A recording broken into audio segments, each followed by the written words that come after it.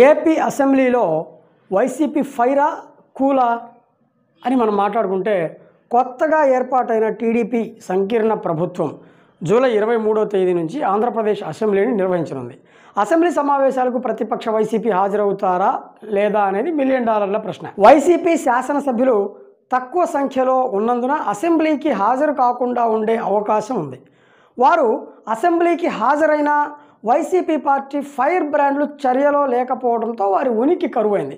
2024 ఎన్నికల్లో చాలామంది fire brand నాయకులు ఓడిపోవడంతో ఈసారి వైసీపీలో ఫైర్ ఉండదు అనే అంచనాలు ఎక్కువగా వినిపిస్తున్నాయి.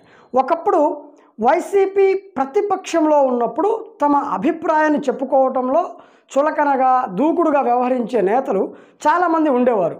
రోజా, కొడాలి నాని, చెవిరెడ్డి భాస్కర్ రెడ్డి, అనిల్ కుమార్ యాదవ్ అసెంబ్లీలో చర్చలను తారాస్థాయికి తీసుకెళ్లారు.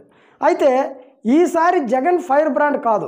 వైసీపీ సీనియర్ నేత పెద్దిరెడ్డి రామచంద్రారెడ్డి కూడా మంచి వాక్చాతుర్యం ఉన్న ప్రముఖ నాయకుడు కాదు. ఆయన సోదరుడు ద్వారకానాథరెడ్డి కూడా సైలెంట్ లీడర్గా ఉండటానికే ఇష్టపడుతుంటారు. ఆలూరు నుంచి విరూపాక్షి, పాడేరు నుంచి విశ్వేశ్వరరాజు, అరకు నుంచి రేగం మత్స్యలింగం, ఎర్రగొండపాలెం నుంచి చంద్రశేఖర్లు అసెంబ్లీకి కొత్త కావడంతో మౌనం పాటించే అవకాశం అయితే ఉంది.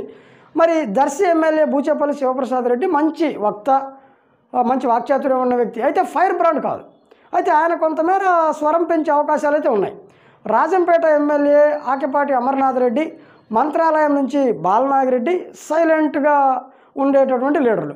వృత్తిరీత్యా వైద్యురాలైన బద్వేలకు చెందిన దాసరి సుధా అనవసర వాదనలకు దిగకపోవచ్చు.